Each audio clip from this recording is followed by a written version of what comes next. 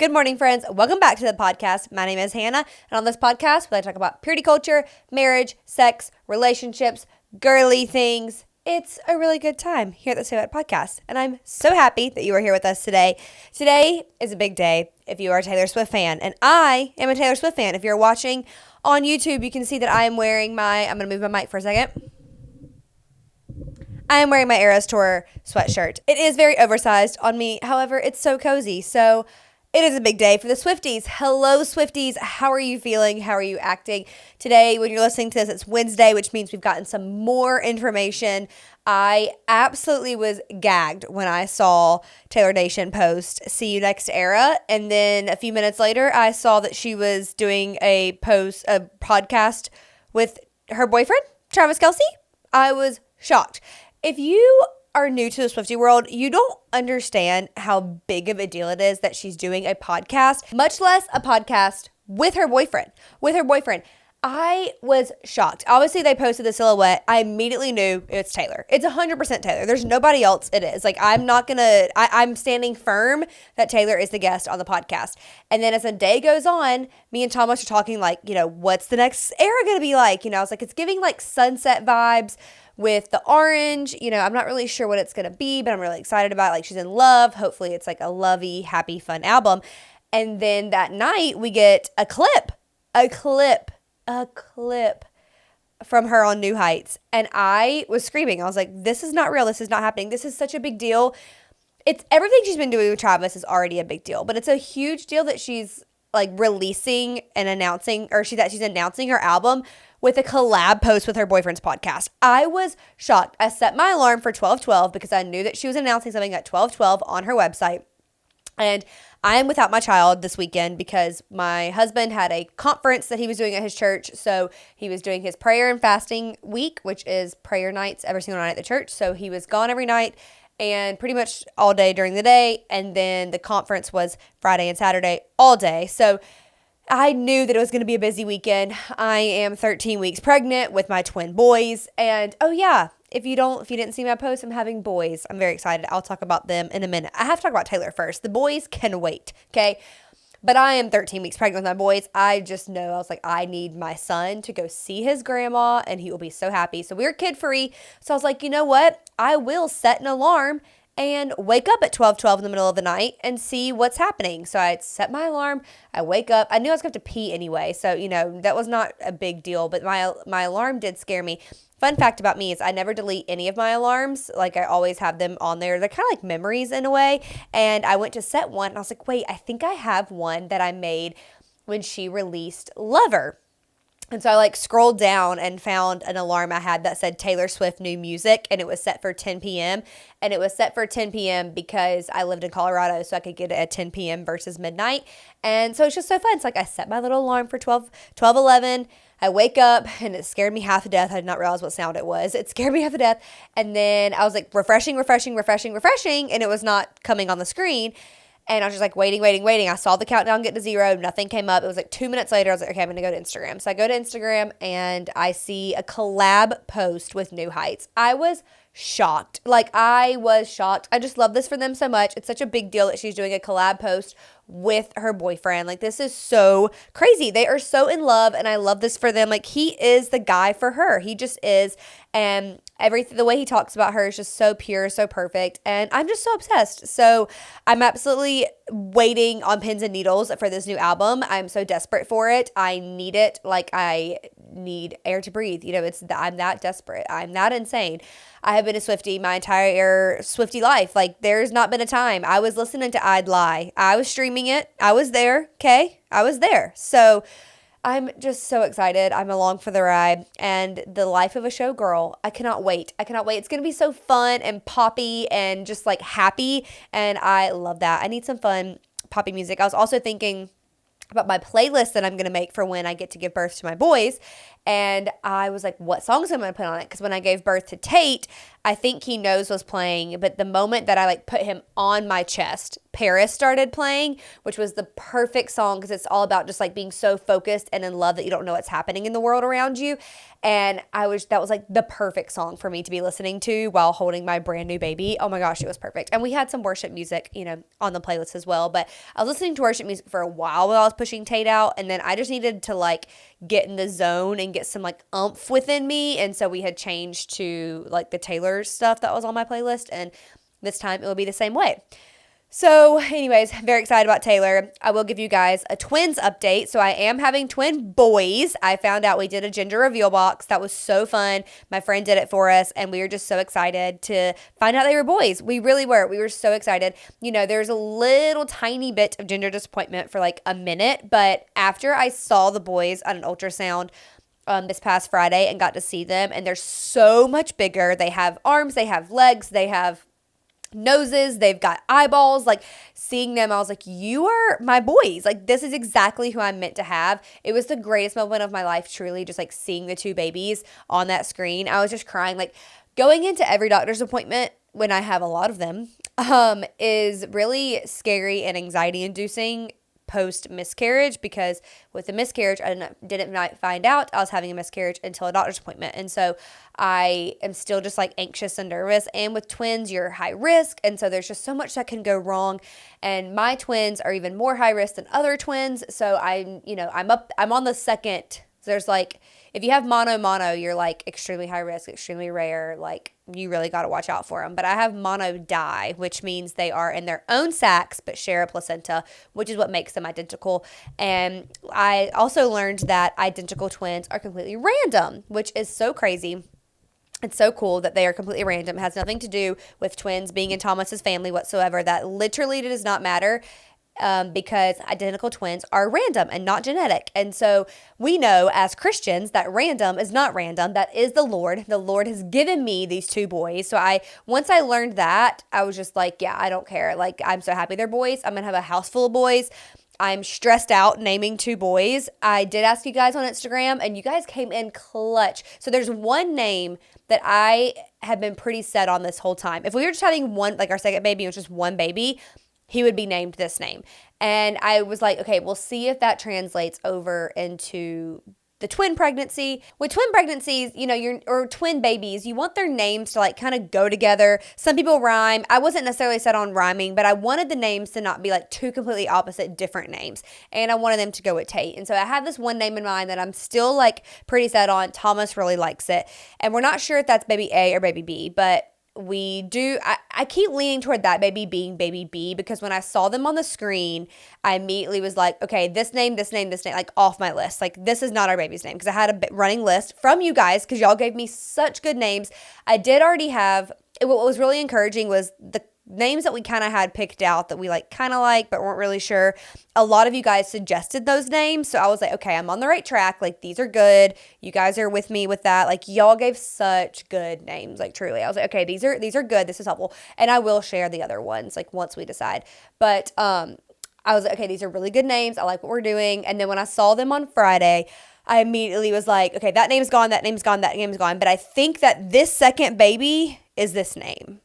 But they move around a lot right now. They're still not in their like set in stone place. They'll get in their set in stone place like 24 to 28 weeks. So they can still swap around positions. So I'm not really, like my next appointment on Friday, I'm not going to know if that baby's in the same position or not. So I'm not sure. But I was like, okay, I do feel good about that. And then a name that Thomas really, really likes. He walked out and he was like, I saw this name. And I'm like, okay, we'll see. I'm not completely on board with the name that Thomas likes. I like it. I just have to see if I can see myself having a baby that is that name. That's really what I'm trying to figure out. It's like, is this baby my baby? Like, can I see myself holding this baby? So that's where we're at with names. You guys have helped out a lot. I'm still taking suggestions. People are like, you're so bold for taking suggestions. Well, I'm naming boys, okay? If they were girls, they had their names. If they're boys, didn't have names, so we got to figure out their names. We do have the middle names picked out if they go with it. They're two family names, which is going to be good. So I'm excited about that. Like the family names, they feel like good names. We're excited about those names. It's one from my side of the family and one from Thomas's side of the family. So that'll be good. And Tate is his middle name is a family name, and he's named after somebody really important to us. So his middle name. So we've got that consistency good. So I'm feeling like we're getting closer. I did tell Thomas that it might, this time, we seriously might be those people that don't, not those people, like it's very common. A lot of people don't name their baby until they see them. That might be our case. I'm not really sure. I think it would help me bond with them more if I could name them, but I'm so obsessed with them at this point that like those are my boys. You know what I mean? Those are my boys. I see the boys. I'm excited about the boys. I'm gonna have a house of boys. We are building a baseball team, not a football team.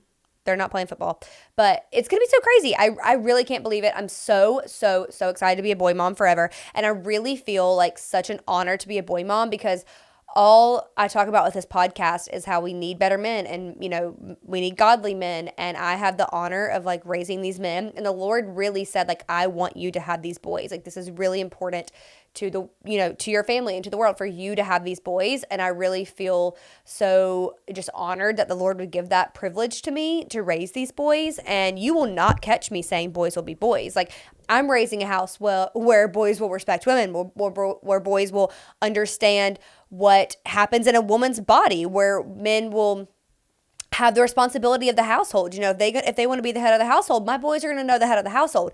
My goal is to raise men that eventually get married and have wives who thank me and say thank you for all the work that you did help raising these boys. You know, I'm not making it all about me, but I am going to, hopefully, fingers crossed, me and Thomas and the Lord raise these boys to be good men. So I'm really excited. I'm really honored, and it's going to be fun. It's going to be fun. I do have some fun news to share. I'm just going to keep you guys up to date with what's going on in my pregnancy. I learned that I am a really good candidate for a vaginal birth, which is life-changing information for me because I really do not want to have a C-section. So if I go throughout this pregnancy and don't have any complications with my twins, there's like 3 big things that could happen with twins. I'm not going to get into them because I'm just not speaking that into my pregnancy. I'm not getting into them. If I don't have any of those complications and baby A, because they get in their positions that they'll stay in the rest of the pregnancy anywhere from like 24, I think she said, to 28 weeks. So once they're in their positions, and baby A will be the one that is closest to my pelvic floor. If baby A is the lower one, if baby A is not breech and is head down, I can deliver vaginally. I've had a birth before that went really well, really smooth. Everything was really good. And since I've given birth before and I know what that's like, I can give birth again. Even if baby B is breech, my doctors will deliver a breech baby, which is so crazy. And honestly, I can see why, because once you push one baby out, you know, the next baby coming down, your vagina is already so open from baby 1 coming in. I'm sure baby 2 is just gonna like slide out. That's kind of how I envision it. I did ask, I was like, so your placenta knows to like not come out yet? And she was like, well, it is a very rare chance, but there is a chance your placenta could come out first. And at that point we say, can we get next baby out in under 2 minutes? If yes, we get baby out in under 2 minutes. If no, that's why you deliver in an operating room. So we pick you up, put you on the table to get you ready for a C-section, and we give you a C-section. But fingers crossed and praying that I will be okay. So right now we are speaking that into existence and praying it. And when I say speaking into existence, that's my vaginal birth, I mean praying. Like, I am praying so hard that I can have a vaginal birth. It would be a dream come true to have a vaginal birth with these twins. And I'm just thinking about it every day. I'm praying for it. So you guys be praying for that too. And if you have twins and you've had a vaginal birth, share that information with me, please. And let me know how it was. If it was negative, maybe don't share that with me because I'm really trying to go in with positives right now. But maybe at one point I will want the negative information. But right now I just want the positive. So there's the twin update. It's gonna be a good time. It's gonna be crazy, but we are, really excited about it. Thank you guys so much for the love. I got a lot of love and encouragement and help, and I just can't thank you guys enough for all of that. So I'm so grateful for our community. It's the best. So I'm promise every episode is not going to be pregnancy related. I pinky promise you. Like, I already have other episodes planned that I'm going to record. Like, I've planned out my episodes for a while now, and they're not all pregnancy related. But I have had something on my mind with being pregnant that I wanted to talk about today, and that is vaginismus and pregnancy. When you are experiencing vaginismus, especially if you have the vaginismus where you cannot have penetration at all. So when I had vaginismus, I was able to still penetrate, but it was extremely painful, like excruciatingly painful. And honestly, we could go pretty far in, but I know it's not nearly like what we're able to do now with me being freed of vaginismus. And it was extremely, extremely painful. And all I've ever wanted to be since I was a little girl was a mom. That's all I would talk about all the time is like, what do you want to be? A mom. And then as I got older, and like throughout my teenage years and my college years, I was like, I want to be in ministry full time and I want to be a mom. That's all I've ever wanted to do. And I was in ministry full time for a really long time. I worked at a church, two different churches for 7 years total. It was a really big part of my life. I got to do that full time, and I'm really grateful for that time in my life. I do not want to do ministry full time again. I do not believe that is where the Lord has me again. But I am getting now to be a mom. And so all I've wanted to do is be a mom. Right when we got married, I knew that I wanted kids, but being a mom was not, that was not the time. Like when we first got married, because we got married and moved to Colorado, and we had no money, we had no jobs. It was just not the time for us to get pregnant. But I knew, like, I really want to be a mom. That's something I really desire. Thomas really wants kids. Like, we really, really want to be a mom. We really want to be parents. And so when sex was painful, I just remember thinking, okay, when it comes time for us to try for a baby, there's a couple scenarios here. One, it's just going to be extremely painful, and I'm going to have sex a lot and be in excruciating pain frequently. And that's going to be really hard and really painful. Number two, we could try the IUI option where I'm like, they do it for me or whatever, but that's really expensive. And that's another like hard thing on my body that I would have to do. And that's just going to be like really difficult. Or number three, like, I guess we don't have kids, I did see there are some things out there that are like similar to an IUI that you could insert like at home insemination things, but I just was like, I don't know. There's not a good option for this. And I just remember how lonely I felt during that time.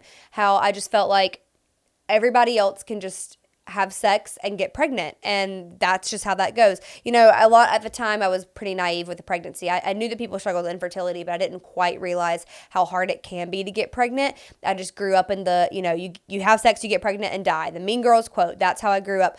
And so I expected, like, you have sex one time and you get pregnant. And so I was just like, this is going to be really hard for me to get pregnant. And if it doesn't work on the first try, then I'm just going to have to keep having really excruciating, painful sex. And that's not going to be fun. And I just remember how lonely that felt, because especially if you've been dealing with vaginismus for a long time, I experienced it for about 2 years and then I was healed. But which was a long time, like that was a long time, but there are people who go through it a lot longer. And even at the end of 2 years, we're not ready to get pregnant and have a baby. So, but I just think about those who have been experiencing vaginismus for a long time, especially those who cannot have penetrative sex at all, like not even a little bit in, and you just have the desire to have kids one day. And I just know the depths of your soul. You're like, how am I going to do this? Like, I guess we'll have to adopt, but I really want to have my own child. And there's a lot that goes into adoption, and I don't know if I want to do that. I desperately want to carry my own child. So what does that look like if we have to go to the doctors and do like an IUI? That's really expensive. That's a lot of money. That's really hard on the body. That's just a lot, it's just not very easy. It's not like you're just sticking yourself once and you're done. Like there's a lot that goes into it.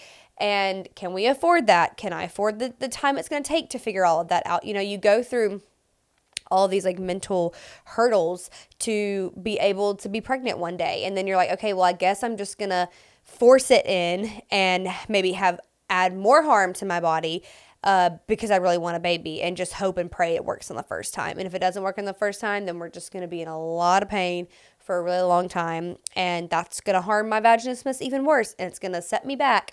And it's just all these things go through your mind, and it's a really lonely place to be in, especially when people who with good intentions, I really believe people have really good intentions when they ask somebody who is not pregnant yet or married, doesn't have kids, and they're like, oh, are you guys gonna have kids one day, or why don't you have kids yet, or whatever. I really believe that people are well intentioned. It's also just a general conversation starter. I know it's hard to hear. I know those questions can hurt, and I try really hard not to ask those questions unless it makes sense to ask that person that question. I try to let them open the door up if they want to, because I know that just simply asking a woman, why aren't you pregnant, or do you want to have kids one day, can be a really complicated answer. I know just for myself, when people ask me, is this your first pregnancy, or how many kids do you have, as someone who's experienced a miscarriage, I find it incredibly difficult how to answer that question. And I'm not just going to trauma dump on the random cashier at the lady at the consignment store who's asking me this question. So I'm always just like, nope, I'll say, oh, I just have, the toddler at home. And sometimes I'll say, if they ask me about pregnancies, I'll say, this is my third pregnancy, and just kind of leave it at that. But it's really tough to answer that question, especially like, oh, do you guys want more kids? It's like, okay, well, before I was pregnant this time, it's like, well, we tried and it didn't work, and I had a miscarriage, and I had to go get a D&C to get it taken out, and like that was really traumatizing. It's just like, how do you answer this question? So I know that it's not a simple yes or no for some people when you ask, like, do you want to have kids one day? And when you have vaginismus and you are silently suffering with that, you've not told anybody that you have vaginismus, and you get asked that question, it is even more complicated, because you're like, okay, what do I say to this person? Yes, I want kids one day, but internally you're like, I don't know how we're going to do that. I don't know how we're going to afford that. I don't know how we're ever going to make this happen. And it just is like a sinking, like, feeling in your stomach. It can just feel like a gut punch when you're asked that question, because your just mind goes through so many things. And it's just a really lonely place to be in. Honestly, it's really lonely, and it's really hard. And it's just like another reminder of your body is not working the way that you want it to work. And this is such a personal experience that you're going through. Vaginismus is such a personal experience. And so you don't necessarily want to tell everybody that. Some people are more open with it. I'm telling the world that I had vaginismus. During the time I was open with it with the people in my life. Yeah, I was pretty open with the people in my life, what I was going through. So I was open with it, but not everybody is like that, and that's totally fine. There's no right or wrong with that. I do think it's good to have a couple people that you can share what you're going through with, but it's okay if that's not, everybody in your life. So it's a personal thing, and so you're just sitting there like, I want to, talk about it, but I'm embarrassed. And then if I say, I have vaginismus, oh, what's that? Well, painful sex. Oh, now we're talking about sex. And so it just kind of spirals, and it's a personal experience, but inside you're just like freaking out and you feel so alone. I know there are so many women who have not shared with anybody what they're going through with this journey. And it can just feel so isolating and lonely to say, when you get that question, are you going to have kids? When are you having kids? Do you want to have kids? It's just really isolating. So I just wanted to acknowledge that today. It's really been on my mind a lot. It's been on my heart a lot, thinking about those. I was, fortunate enough to be healed before we started trying for a baby. But I just think back so many times where I would feel my pelvic floor sometimes tensing up when we were trying for a baby, because it wasn't happening the first time. And so I would get a little bit tense, and then it would send me into a spiral of like, is my anxiety and pressure that I'm putting on this gonna like send me back, and I'm gonna have more vaginismus again? But I keep reminding myself, like, what the Lord has healed, He's not taking away. So, the answer to that is no. I would, definitely do my like eat-in process with that, which, if you're like, what's the eat-in? I'm showing it to you if you are on YouTube. It is my sticky notepad that is for you to basically use as a journal, kind of like a journaling entry, but it's a place for you to write down the lie that you are hearing in your head, or that people have said about you, or that you're telling yourself. You replace it with what's true, because we know what the truth is, and there's a space for you to write God's word. And this is a way for you to kind of get out of the negative thought patterns that you have. There's a scripture on it that is from Genesis 2:25, and it says, both the man and his wife were naked, yet felt no shame. So we are going to walk in this unashamed and not live in the lies anymore. And so you can get the eat-in. I will link it in the episode notes. And I think there's always a code for you if you get it from the podcast called POD.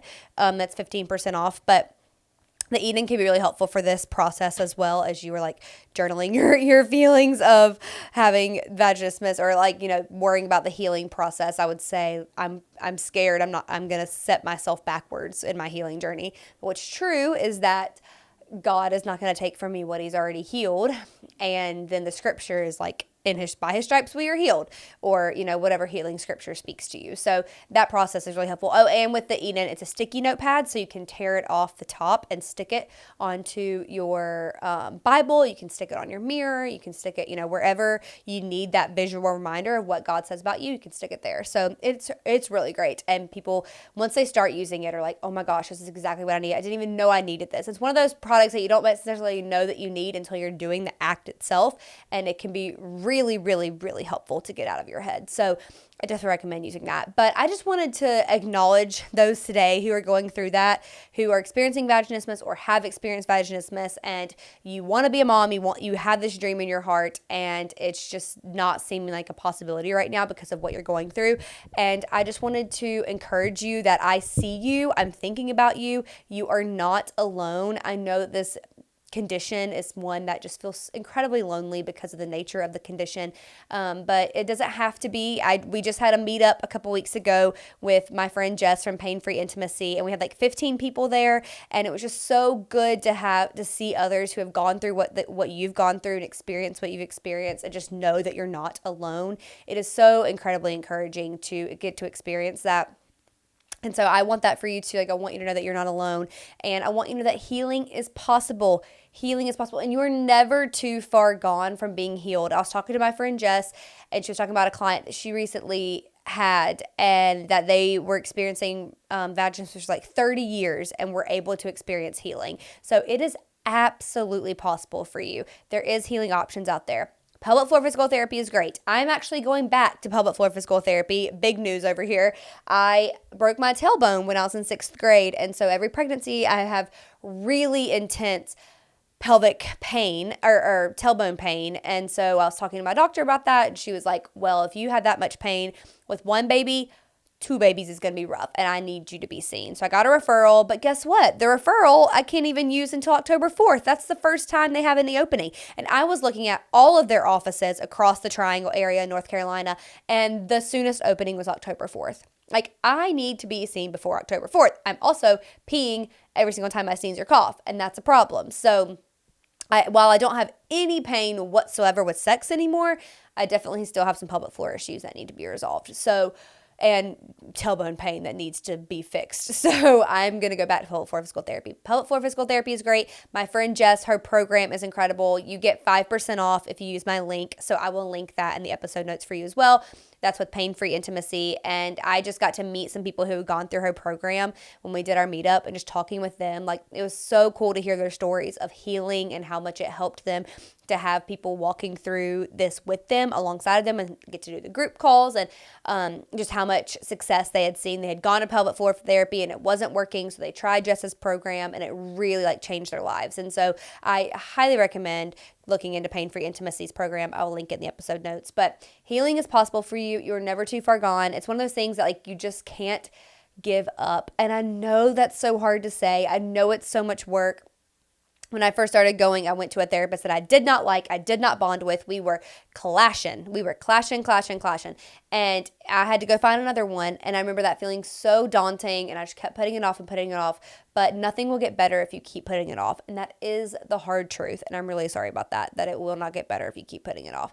But there is hope for healing. It does not have to be this way forever. I have so much faith in that for you. Even not knowing your story, I just have faith that it's not going to be like this forever. So I really wanted just to spend today encouraging you if you're going through that, and just talking about it, because I know it's something that can feel really isolating. You're like, no one's talking about this. So I'm trying to be someone that's talking about it. So I hope that encouraged you today, let you know that you're not alone and that healing is possible. So I love you guys. That's all I got for you today. These boys are like, I can't talk. I'm running out of words to say because they make me so tired, but it's going to be okay. So anyways, thanks for hanging out with me today. I love you guys so much, and we will talk soon.